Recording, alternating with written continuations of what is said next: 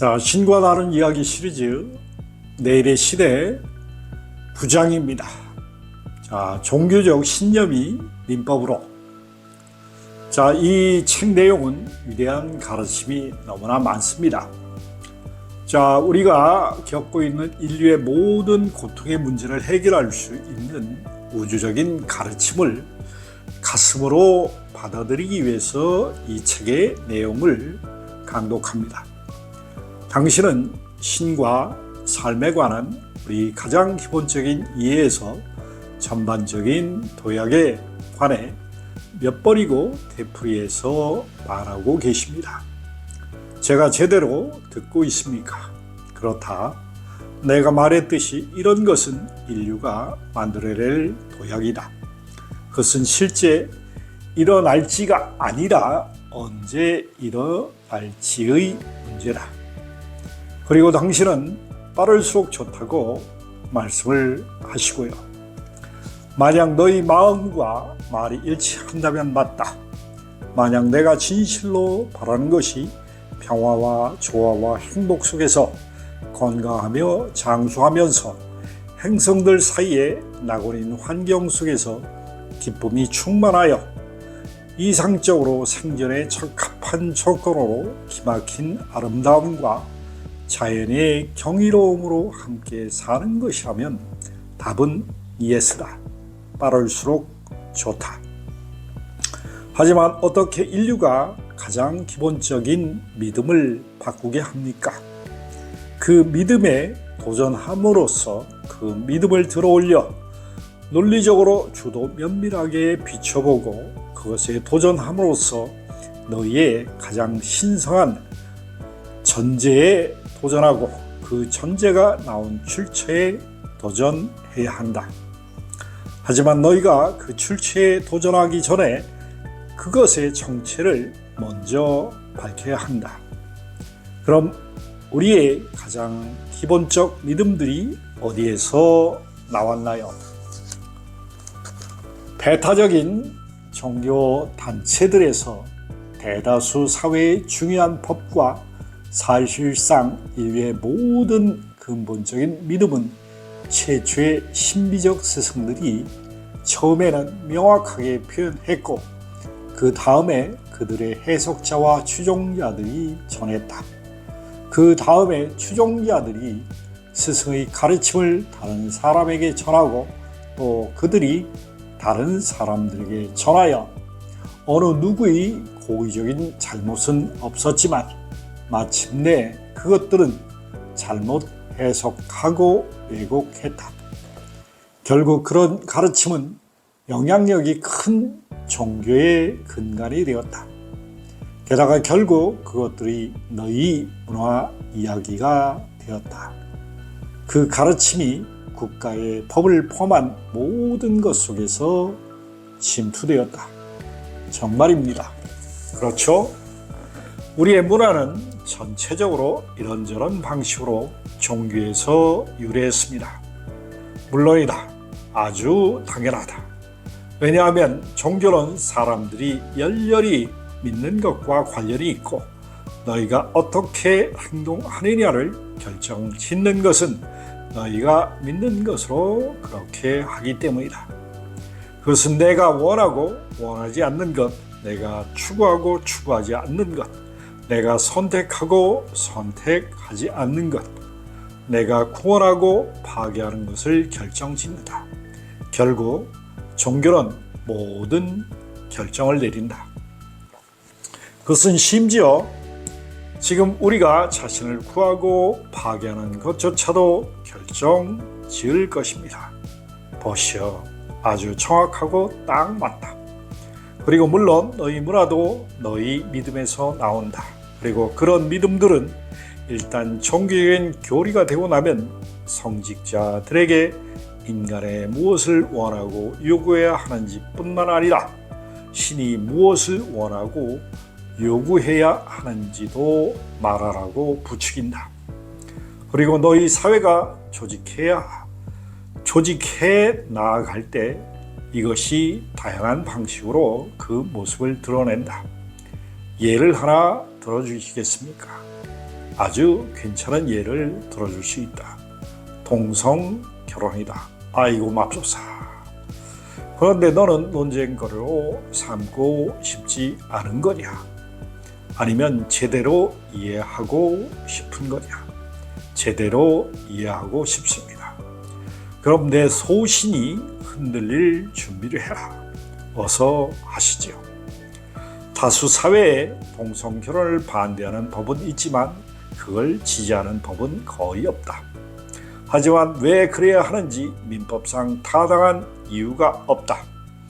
그런 성적 관계로 피해를 입거나 마음의 상처를 입는 사람이 아무도 없는데도 동의하지 못할 사람들이 있습니다.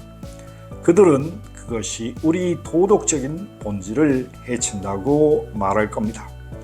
그들은 우리가 사회 전반에 피해를 보게 되고 그것이 우리 삶의 모든 영향이 스며든다고 말합니다. 어떤 선량함과 자연스러움도 존중되지 않고 우리가 소중히 간직하고 있는 품위 있는 가치가 손쉽게 버려질 수 있습니다. 이런 것은 도덕적으로 우리를 죽입니다. 이런 것이 그들이 할 주장일 겁니다. 그래서 동성끼리 동반자 관계가 비도덕적이라는 사실을 근거로 민법으로 금지되어야 한다. 그렇죠? 그것이 그 이유입니다. 그래서 사회는 모든 비도덕적인 행위를 금지하는 법들을 제정해야 한다. 글쎄요, 우리는 절대 그럴 수는 없을 겁니다. 우리가 그렇게 하기에 충분한 법들을 써내려 갈 수는 없겠죠. 아니, 너희는 그럴 수 있다. 너희가 비도덕적으로 느낀 무엇이든 그걸 그 많은 법을 통과시킬 수 있다.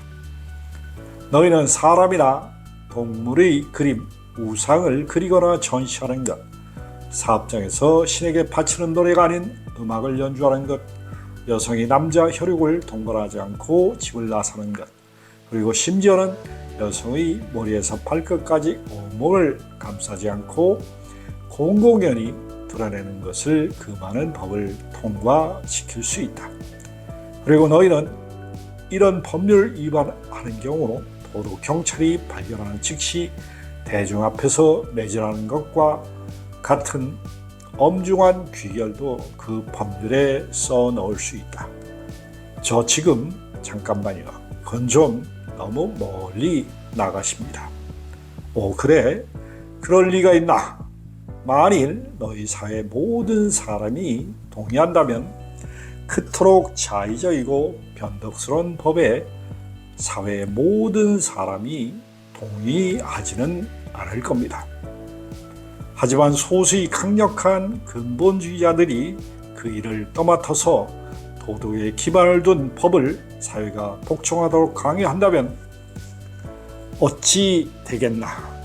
무슨 말씀인지 이해됩니다. 혹은 영향력이 대단한 지위에 있는 사람이 단지 동성결혼은 그러다고 말했기 때문에 그럴테면 동성결혼과 같은 것은 옳음이나 그름을 대다수 사람이 확신한다면 어찌 되겠나? 제가 하지만 누가 그들에게 그런 말을 하겠는가? 누가 그와 같은 법에 의한 도덕을 지지하겠는가라고 말했을 때가 있었습니다. 하지만 요즘은 저는 일간 신문에서 답을 찾습니다. 바티칸시티 2003년 7월 31일 교황청은 목요일 동성애자 결혼에 반대하는 범세계적 운동을 시작하면서 동성 결혼을 지지하는 것은 심각하게 비도덕적이라는 가톨릭 정치가들에게 경고하고 가톨릭 교인이 아닌 사람들도 그 공세에 합류할 것을 촉구하였다. 바티칸의 정통 감시단인 신앙교리위원회는 유럽과 북미에서의 동성 결혼에 합법적인 권리를 부여하는 법률의 증가를 막기 위해 교황 바오로 2세의 승인을 받아 12쪽 분량의 지침을 공표하였다.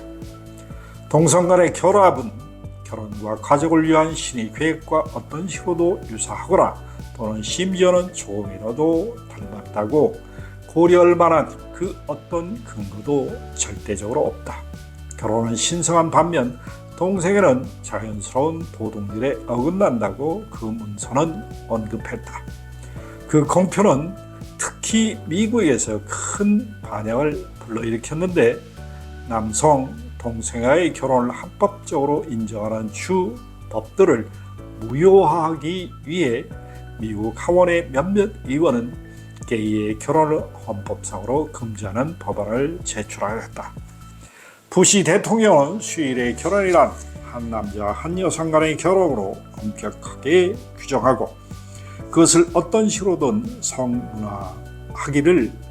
성문화하기를 원한다고 언급했다. 바티칸의 문서는 가톨릭 정치가들은 동성 결혼을 인정하는 법에 공개적으로 반대하고 만약 법안이 입법부에 의해 표결에 붙여진다면 그것에 반대표를 던질 도덕적인 의미가 있다고 언급한다. 만약 그 법이 이미 명문화되었다면 정치가들은 그 법을 철저하고 그것이 사회에 주는 영향을 제한하도록 그것에 반대하는 큰 목소리를 내야 한다고 명시했다.